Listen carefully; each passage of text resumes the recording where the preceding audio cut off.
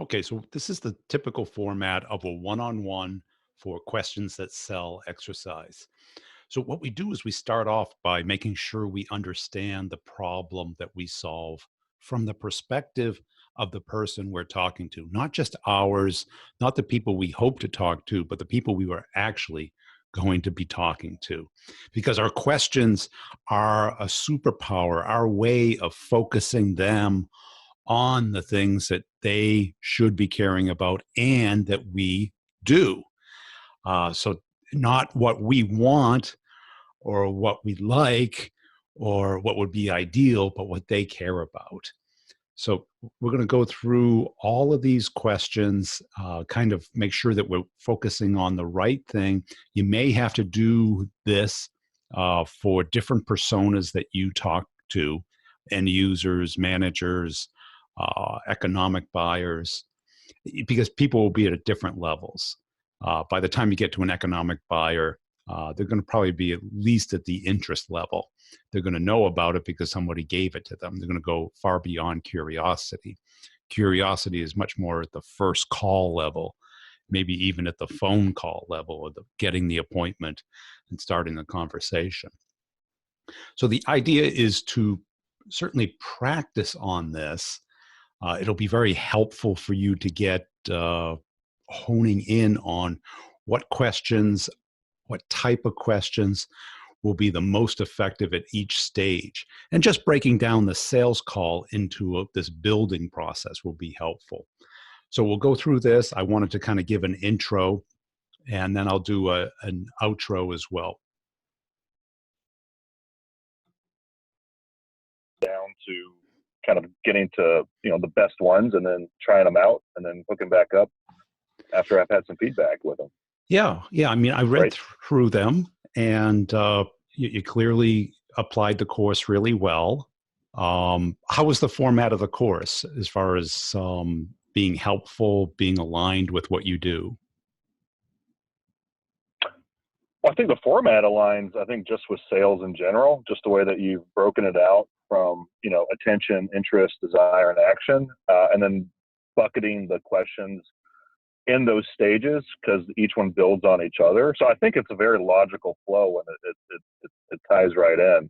The challenge, the big challenge, I think, is, getting specific as it pertains to each person's industry and the problems that they solve.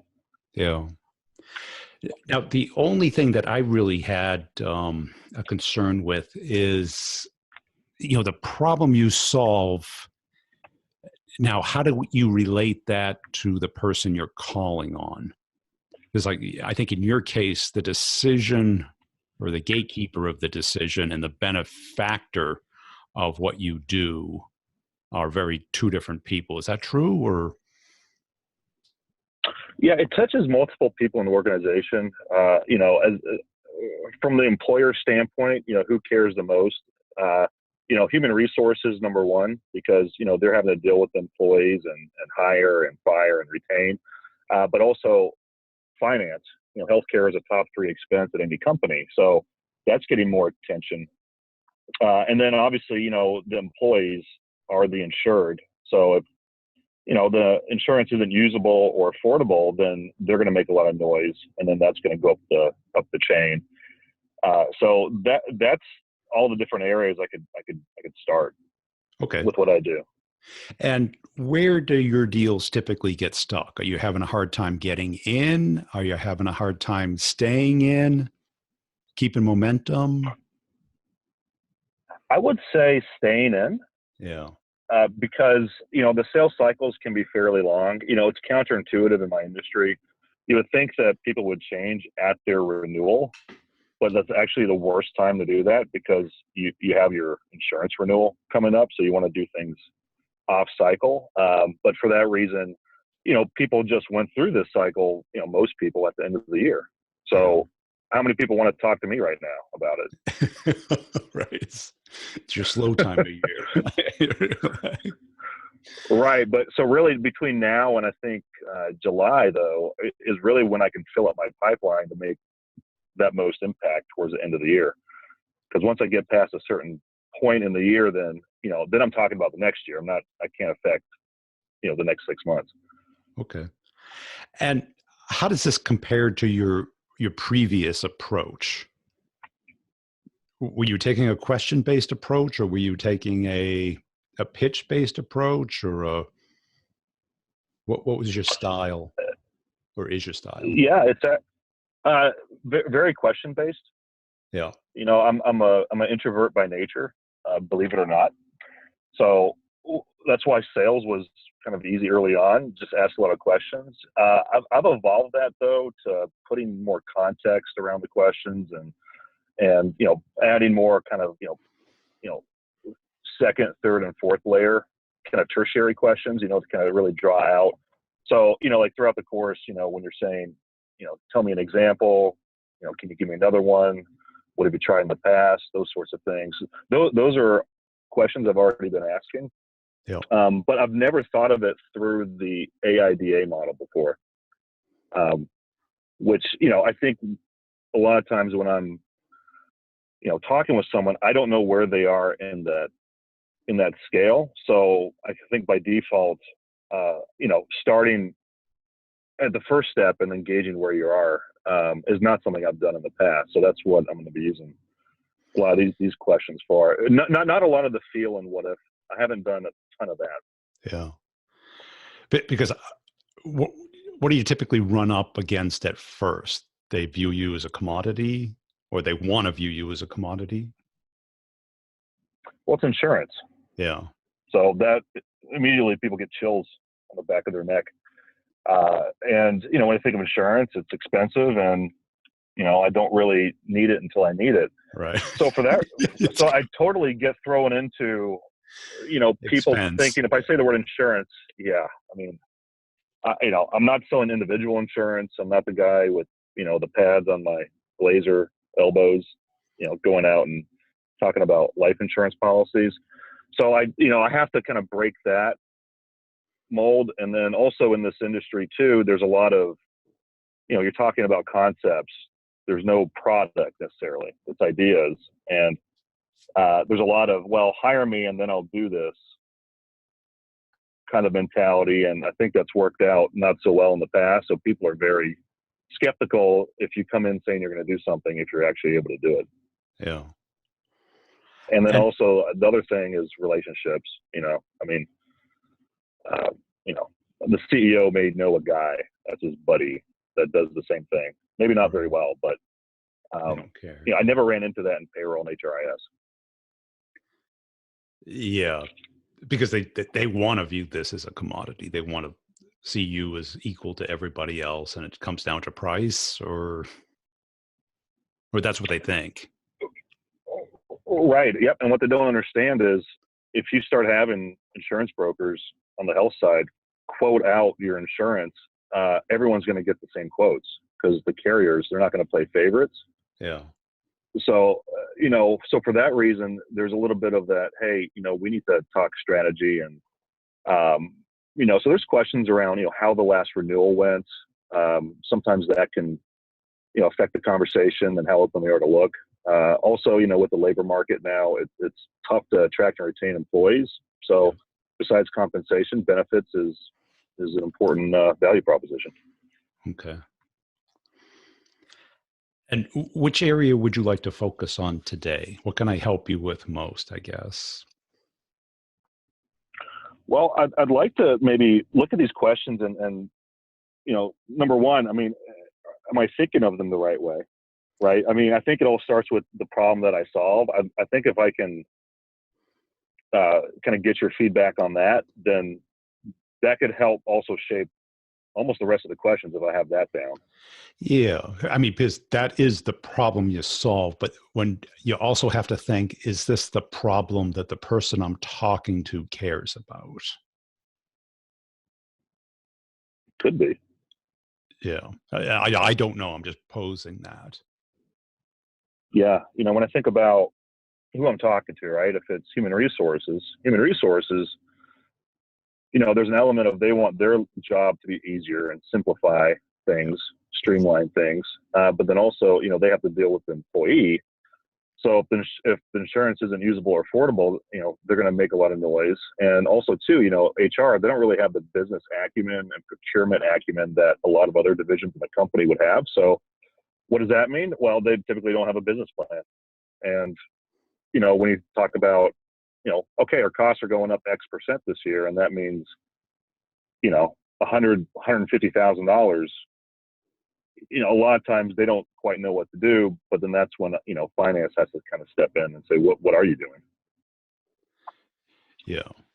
So it's important for them to look like the hero. And then, on the financial side, really what they care about is bottom line. Right. They don't, yeah. So that I would kind of maybe break into two. What does HR care about? How do you make this easier for them? Because they view this as an administrative thing first, them personally, and then how does it reflect on them?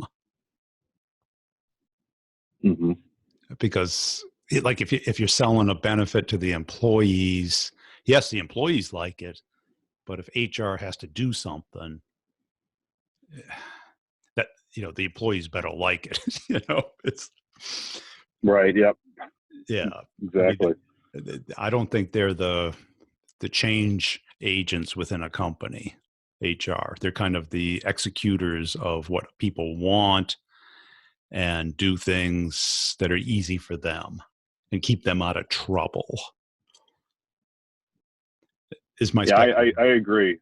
Yeah. I mean, it takes. I mean, there's a handful of VP CHROs out there that they call it having a seat at the table. So they do bring that level, where they could do a deal and make change. But for the most part, you're right. I mean, a lot of times they feel the pain, but they can't do anything about it because number one, they're very self-serving, but then number two, they want all this cool stuff, but at the end of the day, someone's got to pay for it. Yeah. And they just don't know how to get that done. So, within my world too, I mean, with, people that sell group health insurance, something else I've noticed coming into the industry is that, people don't know really far ahead of time what their renewal is going to be. It's always this 11th hour kind of react and renew. And, for that reason, I sense heartburn in the market for that. And that's where I want to maybe pull more questions out around, the planning and how did you feel this last renewal? What if it was possible to know that information ahead of time so you can make better decisions? So when I look at that, I mean, that kind of gets down to the curiosity questions and things like that. But when we look at, again, back up to the problem I solve, so you're saying that that's good. Just break it out into two, and then focus a little bit more on kind of what HR and what the CFO is going to. Yeah, especially if you're, who you're calling on at the time. And not, I bet you could probably distinguish what type of person they are, through the internet before you talk to them. Are they a seat at the table person, or are they a glorified admin? And kind of speak to the things that they are most likely going to connect with. Yeah, I think LinkedIn can. Yeah, are they active? Do they are they talking at any conferences? Has anybody done an article on them? Are they referenced in anything? Or are they kind of just hanging out? And I would think that you could position yourself as, help them be educated about what their options are as a way of, getting the conversation started with them. So what would that maybe sound like? Well, say, I'm sure you're happy with what you have, but you should be aware of your alternatives. And if we could talk about that, I know you're not going to be interested, but I'd also like your feedback that there's all kinds of options out there that are new, things have changed, and just want to keep you abreast of them. Yeah, that's good. Yeah, because yours is a relationship sell. It's they're going to go with the person that helps them if everything else is equal. The person they believe, that shows that their interest is above yours. Mm-hmm. And you're not going to sell them on the phone. It's going to take a while. You're going to have to build up that interest. Right. Yeah. It definitely takes, this isn't a one call close. It's, oftentimes it's 5 to 6 interactions over the course of a number of months just to kind of build that up. Okay. So, the problem I solve, I can rework that, in terms of really HR and CFO. I guess, is everything looked, I mean, just as you glance at it, Brian, because very, very quickly, you get a lot of this information and you're like, no, that you're actually thinking of it wrong. What stands out here was, I guess, whether it's some of the wording of my questions or kind of after we've had a chance to talk and get a little more context. I guess, are there any questions that you wouldn't use or would rephrase as you look at this? I think they're just contextual. They're all good. I think they're just contextual on who you're speaking to and what they care about. If they care about their employees, I'd say these are, the 99 percentile. They're that good. If it's what HR cares about, they're probably at the 70 to 80%. Because if you start talking about something that they should care about but they don't, you lose them. That's kind of my only concern with this. I mean, your use of the questions, the types are all good. What as salespeople, we tend to get locked on what we do, who we are, and what we do versus the problem we solve for the particular person we're talking to. Yeah. Do you see my language? Am I obviously I'll reword some of this, but is it focused in the right way, or am I being too self-serving on some of these? Well, if you were talking to an employee, it'd be right on the nose. The HR person probably cares more about how is this going to be to administrate? How is this going to be to transition? Why would I do this? What's in it for me? So if you can speak to those, what if it was a seamless transition from one vendor to another, and you were able to give your employees this additional coverage, these additional things that you cannot get through your current provider, that would, increase your competitiveness in offers, for those high-end people who have kids or special needs or existing conditions, whatever that they tend to run into that makes it hard to hire people. Yeah, I mean, when I think about the back end administration, yeah, that covers everything from obviously the plan itself, right? And again, I don't know how much their current partner is doing for them, and how much is manual, but certainly, you have the actual design of the plan and that administration, but then you have all the week to week, employees coming on, going off, signing up, who's eligible, making offer coverages, and then all the, communication and design pieces that go along with that. So that can be a pretty broad heading. I don't want to pigeonhole myself, but I guess so. How would you just say, we streamline the back office administration, so HR. See, that feels self-serving though. It feels like I'm pitching a little bit on there. How would you rephrase that? I think if you just put it in the context of what they're facing, you could say something like, have you ever run into a case where this happened, and instead of you having to deal with it, we deal with it? How do you get burden off of them? How do you make their life easier compared to the alternative?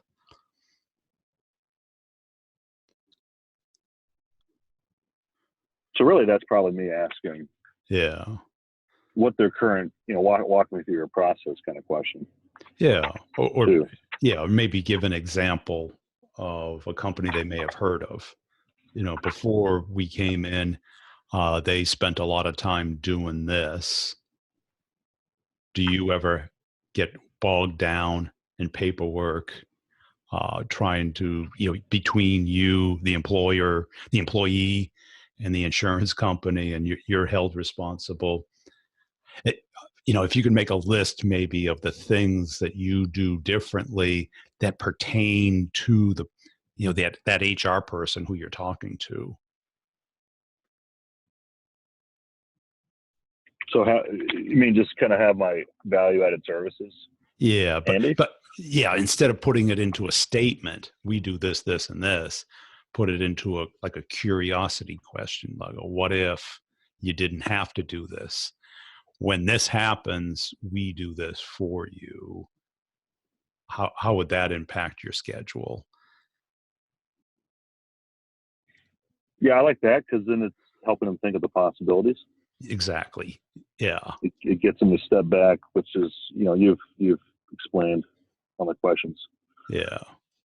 If you can kind of like get them thinking about how their life would be better, how they would get off the hook and not be the bottleneck or the problem or in the way of the employee in the insurance company. Mm-hmm. I think that would Yeah, get because them. they're the middle person a lot of the Yeah, times. right. And who wants to do that? Call up the insurance company. You only have one side of the story, try and resolve it, or have frustrated Mm-hmm. employees. Because I'm sure that they're right in the middle, and the employees don't want to own any of it. They're like, just give me my money, right? Yeah, give it to me Yeah. now. I'm not And filling then out a form. Yeah. and then for finance, and I listened to. It was one of the other one-on-ones you had. I think it was maybe get the meeting, but it was we talking about the problem. There was an example of something health related on there, health cost related, and people come to us when they experience unexpected and unbudgeted increases in health insurance. I mean, that would probably be a good one for the CFO, correct? I mean, I'd have to maybe reword that into a problem that I solve.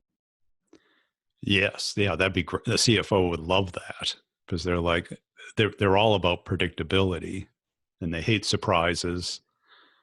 And, everything has a little cell in a spreadsheet. And when it doesn't work out, they get upset. And I'm sure Yeah, exactly. they're Yeah. all experiencing this stuff going up. I hear a lot of clients going up, 30, 50%. And it just, throws a wrench in their modeling. Yeah. So what could I add to maybe beef that up a little bit? Um, just, I think that when people come to us to have predictability in their, health benefits modeling year to year, um, it- Yeah. how have you felt in the past when you get one of these abrupt surprises?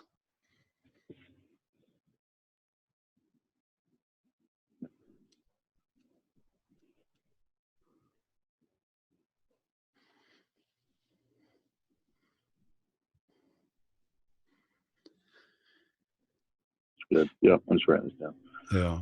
But, Um, now what's the that's flow? good. Is it typically HR then to finance, or is finance kind of at the very end, or? That's a great question. I usually start with both, Yeah. and I'd say more often than not, it's HR. Yeah. And I think part of that is because I'm also run a SHRM chapter, so like I'm kind of in their world a little more. And maybe 25% of the time, it's the CFO. Now, most companies I've been at, HR reports into finance. Is that consistent or is that all over the board?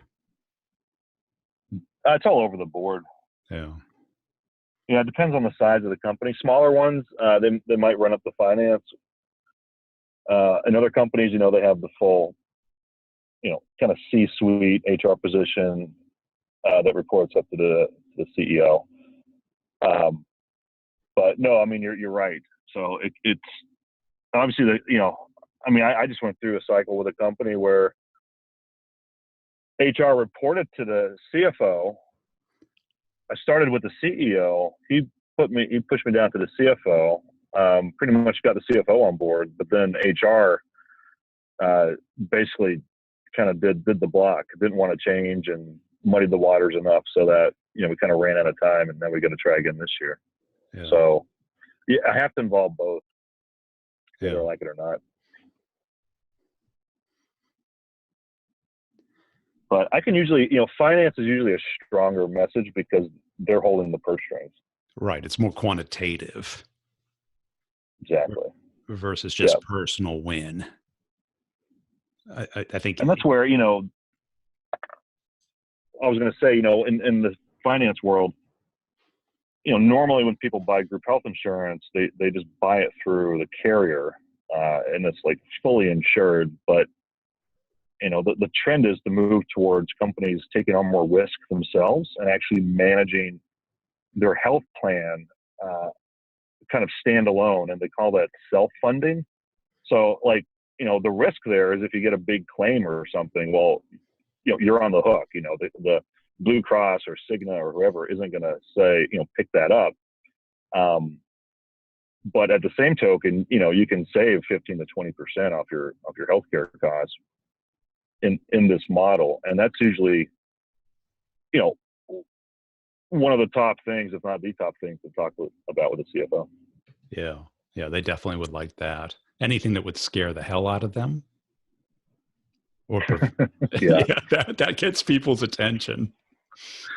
Yeah. Especially, I mean, these people are very conservative. I mean, they don't go into finance and HR because they're risk takers. No, very prudent. You're right. Yeah, very steady, even-keeled people. So anything that you can mitigate risk or contain downside on, they would care about.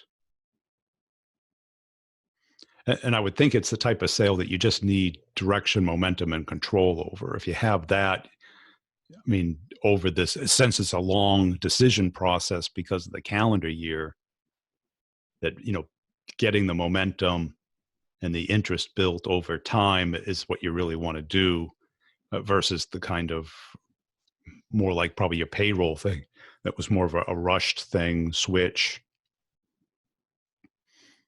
Wait till your transactional. Yeah. Yep. Your incumbent screws up or. Exactly. Yeah. So this is, also, and that's something else I picked up from you. And you see the little like V and A and then K. That's like visual, auditory, kinesthetic. Yep. I mean, I'm familiar with that, but I've never really gotten into the psychology enough of people. So that's something else that I'm really focusing on with your course. But it sounds like I took a good first stab at it. You gave me some things to think about and rework. So I'll make a second iteration of this and, try and use some of them. Yeah, definitely. And maybe then take like your value prop and how do you turn it into a question versus a statement? Versus, we do, it turns into we solve. People come to us when this happens. What if you didn't have to worry about this? When was the last time you wanted this to happen? When was the last time you wanted to pay $100K for something your insurance company didn't cover? Yeah. Uh, okay. So my value prop into a question. I kind of did that a little bit up at the top, but just I can have multiple questions for my value prop. Or the value proposition. I mean, it's hard because also too I could step back and, hey, we do way more than this. We do this and that and the other. So I mean, I feel like that would just bring up a lot of. I don't know if I could get them all into a question unless I said, what if you're, what if you had a one-stop shop for, all the kind of, insurance-related activities that you had to deal with throughout the year. Yeah. Because, but then I'm bucketing myself back into insurance. It's more than that. I mean, it can involve technology. It can involve wellness. It can involve things that HR cares about. I mean, leveraging benefits to attract, retain, and do all those sort of things. Yeah. I think the question you got to ask yourself is, what do you want them to focus on?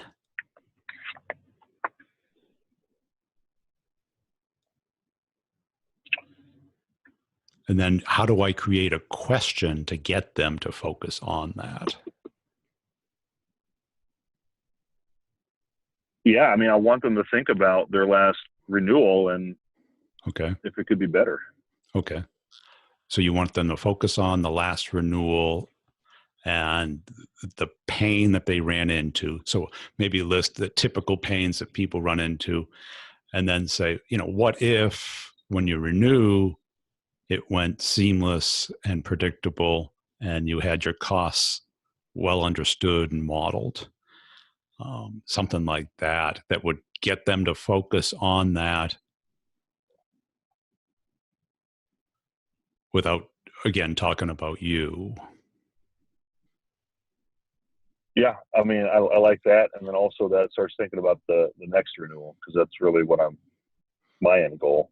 Yeah, is to help them with that. If there's pain. Yeah. What if it wasn't a goat rodeo and it was all tied up like a bow?